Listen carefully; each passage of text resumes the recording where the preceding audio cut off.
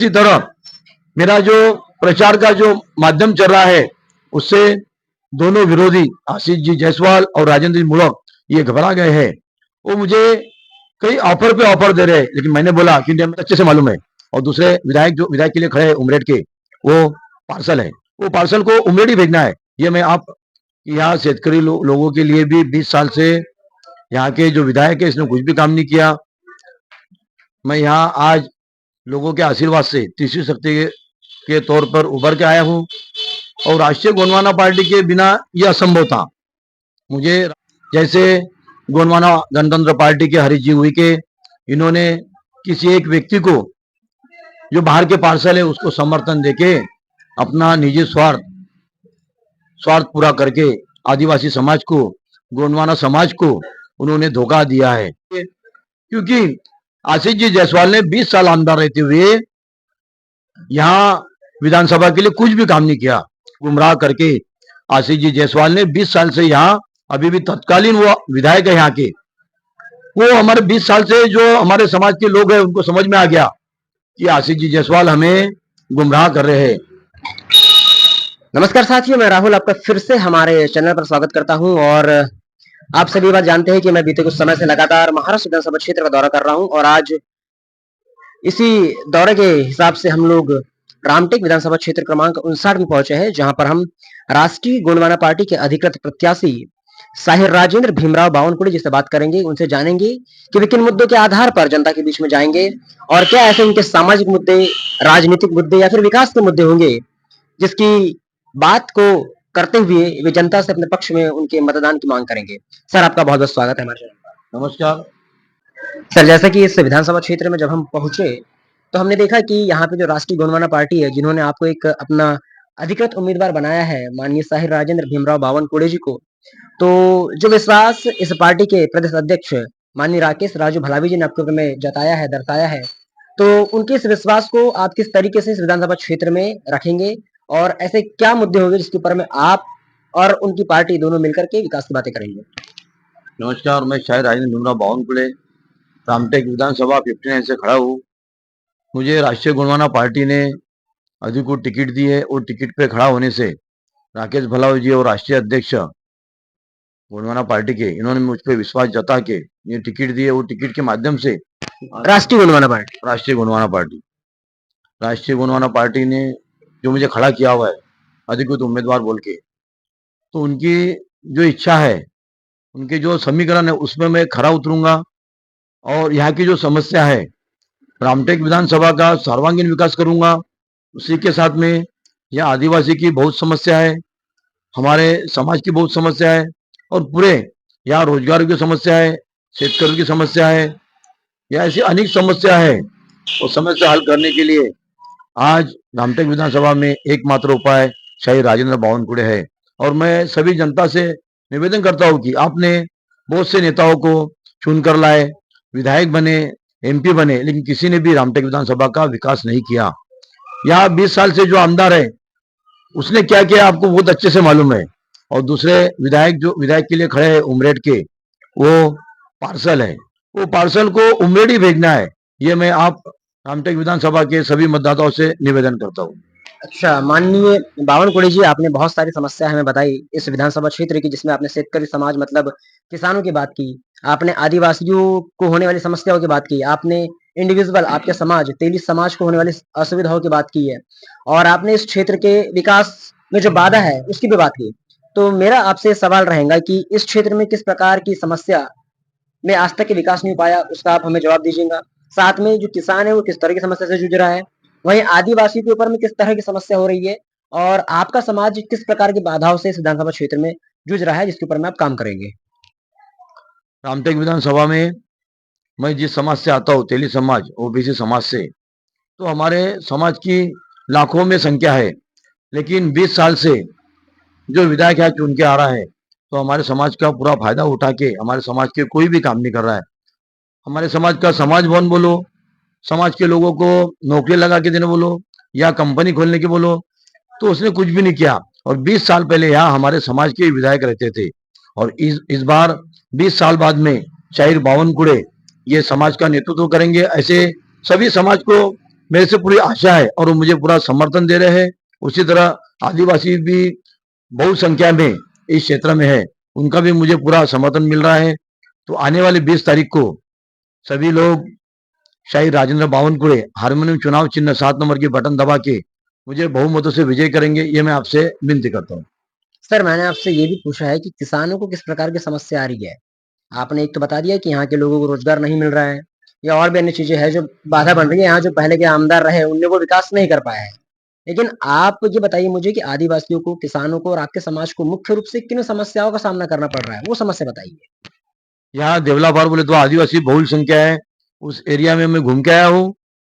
वहाँ पे जंगली जानवर, बाघ, ऐसे बहुत सी समस्या है कि वहाँ के लोग खेती में काम करने जा नहीं सकते। जंगली जानवर का, शेरों का आए दिन, अभी 1 महीना पहले भी शेरों ने बहुत से आदिवासी लोगों का जान ली है। उसी तरह उनकी भेड़ बकरियां, वो भी शेर खा जाता है।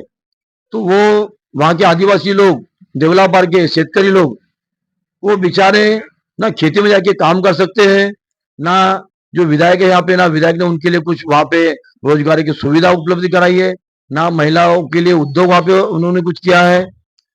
उसी तरह शेतकरी की समस्या है बोली सेम वैसी ही है कि यहाँ शेतकरी लोगों के लिए भी 20 साल से यहाँ के जो विधायक है इसने कुछ भी काम नहीं किया। और यहाँ पे जो कंपनियां थी वो कंपनियां बंद हो गई, लेकिन विधायक में 20 साल से लगातार रहने के बावजूद भी एक भी कंपनी पूरे विधानसभा में उन्होंने नहीं लाई। तो रामटेक विधानसभा की जनता में भयानक रोष है। वो विधायक के खिलाफ में वो जोर शोर से नारे लगा रहे हैं, रैली में घूम रहे हैं, मुझे पूरी तरह समर्थन दे रहे हैं। और दूसरे जो विधायक के लिए खड़े हुए हैं, जो उमरेड का पार्सल है, वो उमरेड का पार्सल ऐसा है कि पूरे जिले में कहीं पे भी लड़ने की सोचता है। इसके पहले वो कामठी से चुनाव लड़ा तो वहां पे चंद्रशेखर बावनकुळे साहब ने उनको भारी बहुमत से हराया। इस बार रामटेक से मैं खुद राजेंद्र बावनकुळे उनको भारी मत से हराऊंगा, क्योंकि इस रामटेक विधानसभा में बाहर का पार्सल आज तक कभी किसी ने एक्सेप्ट नहीं किया। इसीलिए तीसरा उपाय बोल के आज रामटेक की जनता मुझे आशा की नजर से देख रही है और आने वाली 20 तारीख को मुझे वो वोट देंगी और वोट देके मुझे भारी मतों से चुनकर लाएंगी, ये मैं उनसे आशा करता हूँ, विनती करता हूँ। तो साथियों, माननीय बावनकुळे जी का मत ये है कि यहाँ पे जो किसान रहते हैं इस विधानसभा क्षेत्र में, उन्हें जंगली जानवरों से जो समस्या होती है उसका सामना करना पड़ रहा है। साथ ही उनकी कृषि इससे बाधित हो रही है, उनके जानवरों को जो हानि हो रही है, इस प्रकार की हानियों से यहाँ के किसान गुजर रहे हैं। वहीं महिलाओं की बात करें या फिर यहाँ के युवकों की बात करें तो ये विधानसभा क्षेत्र जो है वो रोजगार की दृष्टि से भी काफी पिछड़ा हुआ हमें समझ में आ रहा है। इस प्रकार की बातें माननीय बावनकुळे जी ने की है। उनका कहना है कि वे अगर जीत करके इस क्षेत्र में आते हैं तो वे जरूर ऐसे प्रयास करेंगे कि इस क्षेत्र में शेतकरी समाज जो है, किसान समाज जो है, उन्हें फायदा हो और यहाँ पे रोजगार स्थापित हो। माननीय बावनकुळे जी जिस तरीके से देखा जा रहा है कि राष्ट्रीय गोंडवाना पार्टी इस विधानसभा क्षेत्र में 2 मुख्य पार्टियों के बाद तीसरा फ्रंट बनकर के सामने उभरी है। आपके रूप में आप उनके अधिकृत उम्मीदवार हैं और यहाँ जो गोंडवाना गणतंत्र पार्टी के जो प्रदेश अध्यक्ष थे, उन्होंने कुछ दिन पहले ही विड्रॉल किया है। तो इस विड्रॉल के पीछे क्या वजह है या क्या मजबूरी है? क्या कहना चाहेंगे आप इस पर? बहुत सही पूछा आपने। गोंडवाना गणतंत्र पार्टी के जो खड़े थे उसने उमरेड का जो पार्सल है उससे जो भी लेन देन किया होगा तो वो जनता को मालूम है और आदिवासी जनता उसको भविष्य में कभी माफ नहीं करेंगी, क्योंकि उन्होंने आदिवासी समाज के सीने में खंजर ठोपा है। उन्होंने जिस तरह ताकत से खड़े रहे तो ताकत से खड़े रहना था, किसी के भाव में आके किसी को समर्थन नहीं देना था। आज उन्होंने अपने खुद के स्वार्थ के लिए समाज की बलि ली, एक तरह से समाज पे अन्याय किया हुआ है, समाज के साथ धोखा किया हुआ है। तो ये धोखा, अन्याय आदिवासी समाज उनको कभी माफ नहीं करेगा। तो आदिवासी समाज पे जो हरीश जी उइके है उन्होंने बहुत बड़ा अन्याय किया, उनका धोखा किया है। इस धोखे और अन्याय को आदिवासी समाज कभी माफ नहीं करेगा। उस क्षेत्र की जनता माफ नहीं करेंगी। उस क्षेत्र की जनता ने उनको जिला परिषद सदस्य पे विराजमान किए हैं। ऐसे एक पद पे रहते हुए आदमी उसने अपना विधायक का भरा हुआ फॉर्म उसने राजेंद्र मूलक जो उमरेड के पार्सल है, वो ऐसे पार्सल है कि कभी कामठी में लड़ते, कभी उमरेड में, कभी रामटेक में, कभी हिंगना जाने की सोचते हैं। वो इधर उधर भगोड़े के जैसे, भगोड़े यानी भागने वाला, वो एक जगह स्थिर नहीं रहते। समझो यहाँ से वो रेस में है, लेकिन सभी को मालूम है कि वो पार्सल है, वो पार्सल ज्यादा यहाँ टिकने वाला नहीं है, क्योंकि वो जैसा यहाँ पे अभी इतना भयानक विरोध चल रहा है कि वो कुछ ही दिनों में वापस अपने जन्म गांव उमरेडी जाएंगे। यहाँ की जनता उनको एक्सेप्ट नहीं कर रही है, बाहर का पार्सल बाहर ही भेजेंगे। और दूसरे जो उम्मीदवार है, जो 20 साल से यहाँ आशीष जी जायसवाल 20 साल से यहाँ विधायक रह के रामटेक का सर्वांगीण विकास नहीं कर पाए। या विदर्भ की अयोध्या बल के एक राम मंदिर है, प्रसिद्ध राम मंदिर, वो राम मंदिर का जीर्णोद्धार करके या पर्यटन स्थल घोषित करके यहाँ के युवाओं को रोजगार दिला सकते थे। जैसे शेगांव शिरडी कोराडी में जैसे बावनकुल साहब ने बनाया भक्ति निवास, ये वो पूरे सुविधा युक्त ऐसा राम मंदिर बना सकते थे, लेकिन उनका उसकी तरफ कुछ भी ध्यान नहीं है।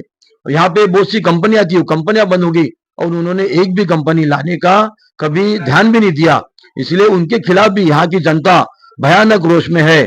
और इस बार आने वाले 20 तारीख को इन दोनों को यहाँ की जनता सबक सिखा के ये जो पार्सल है, ये पार्सल पैक करके उनके गांव भेजा जाएगा। ये मुझे पूरा यकीन है कि रामटेक की जनता एकदम सोची समझी और टैलेंटेड मतदाता है, जो यहाँ का स्थानिक है। मेरा खुद जन्म गांव रामटेक है, तो यहाँ के जो स्थानिक है उसी को देंगे वोट, ऐसे मुझे पूरा विश्वास है जनता पे।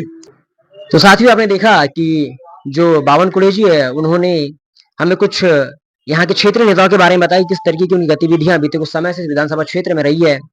और कुछ दिन पहले यहाँ पर जो गोंडवाना गणतंत्र पार्टी के प्रदेश अध्यक्ष है उन्होंने अपना एबी फॉर्म विड्रॉल किया और इस चुनाव मैदान से बाहर निकले।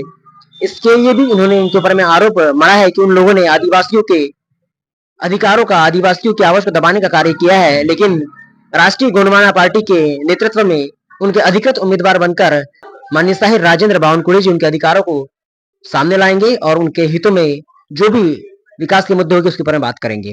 तो बावनकुळे जी, और किस तरह से आप इस विधानसभा क्षेत्र में आगे बढ़ने की भावना रखते हैं?